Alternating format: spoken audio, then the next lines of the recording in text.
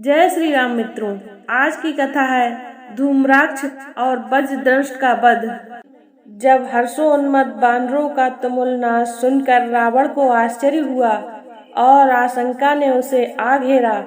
उसने तत्काल मंत्रियों से कहा, बानर सेना में इतना उत्साह कैसे आ गया? मेघनाद ने तो राम और लक्ष्मण का वध कर दिया था। शीघ्र पता लगाकर बताओ, इसका क्या कारण है? कहीं भरत तो अयोध्या से विशाल सेना लेकर नहीं आ गया? आखिर ऐसी कौन सी बात हुई जो बानर सेना राम की मृत्यु का दुख भी भूलकर गर्जना कर रही है? तभी एक गुप्तचर ने आकर सूचना दी कि राम और लक्ष्मण मरे नहीं हैं, वे नागपाश से मुक्त होकर युद्ध की तैयारी कर रहे हैं। यह सुनते ही रावण का मुख फीका पड़ गया। उसने क्रोधित होकर पराक्रमी धूम्राक्ष को आज्ञा दी, हे वीर श्रेष्ठ धूम्राक्ष, तुमने अब तक अनेक बार अद्भुत पराक्रम प्रदर्शित किया है। तुम सहस्त्रों वीरों को अकेले मार सकते हो। एक विशाल सेना लेकर जाओ और राम लक्ष्मण सहित शत्रु सेना का वध करो। रावण की आज्ञा पाते ही शूल गदा तोमर भाले पट्टिस आदि शस्त्रों से युक्त राक्षसों की विशाल सेना लेकर धूम्राक्ष रणभूमि में जा पहुंचा। इस विशाल वाहिनी को देखकर बानर सेना घोर गर्जना करती हुई उस पर टूट पड़ी। धूम्राक्ष कंक पत्रों वाले तीक्ष्ण बाणों से बानरों को घायल करने लगा।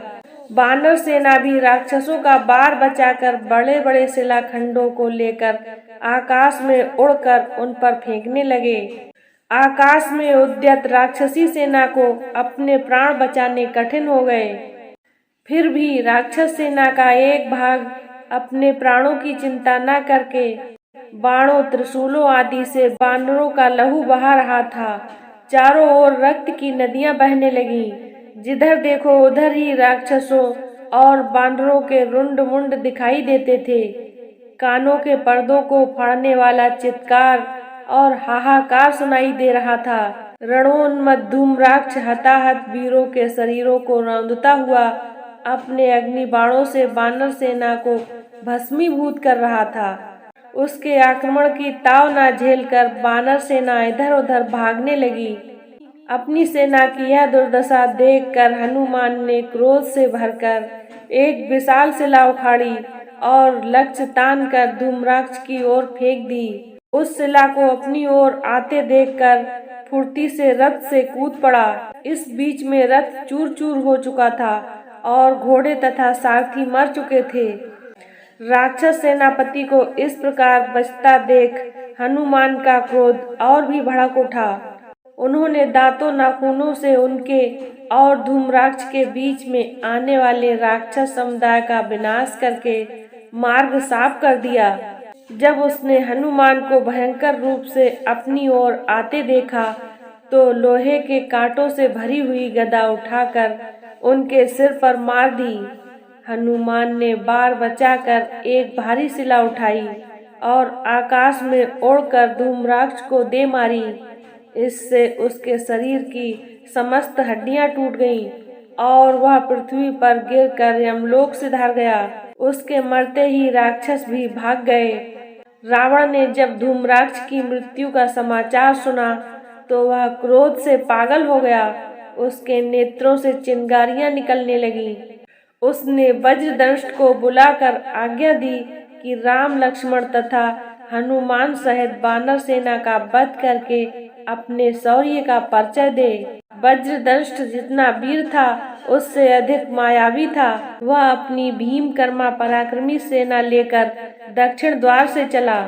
युद्ध भूमि में पहुंचते ही उसने अपने सम्मुख अंगद को पाया, जो अपनी सेना के साथ उससे युद्ध करने के लिए तत्पर खड़ा था। वज्रदंष्ट को देखते ही बानर सेना किचकिचाकर राक्षसों पर टूट पड़ी। दोनों ओर से भयंकर मार काट मच गई। संपूर्ण युद्ध भूमि रुंड मुंडों हताहत सैनिकों तथा रक्त के नालों एवं सरताओं से भर गई। रक्त सरताओं में नाना प्रकार के अस्त्र शस्त्र, कटे हुए हाथ तथा मस्तक छोटे छोटे द्वीपों की भांति दिखाई देने लगे। अंगद तथा वानर सेनापतियों द्वारा बार बार की जाने वाली गर्जना ने राक्षस सैनिकों का मनोबल तोड़ दिया।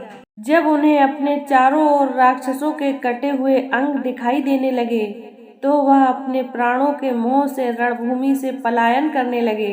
अपनी सेना को मरते कटते और कायरों की तरह भागते देखकर वज्रदंष्ट दुगने पराक्रम और क्रोध से युद्ध करने लगा। उसने तीक्ष्ण तर बाणों का प्रयोग करके वानरों को घायल करना आरंभ कर दिया। क्रुद्ध वज्रदंष्ट के भयानक आक्रमण से पीड़ित होकर वानर सेना भी इधर उधर छिपने लगी। उसकी यह दशा देखकर अंगद ने उस राक्षस सेनापति को ललकारा, वज्रदंष्ट, तूने बहुत मार काट कर ली, तेरा अंत समय आ गया है, अब मैं तुझे धूम्राक्ष के पास भेजता हूँ। यह कहकर अंगद उससे जाकर भिड़ गए। दोनों महान योद्धा मस्त हाथियों की भांति एक दूसरे पर प्रहार करने लगे। दोनों ही रक्त से लथपथ हो गए। फिर अवसर पाकर अंगद ने तलवार से वज्रदंष्ट का सिर काट डाला। अपने सेनापति के मरते ही राक्षस सेना मैदान से भाग खड़ी हुई।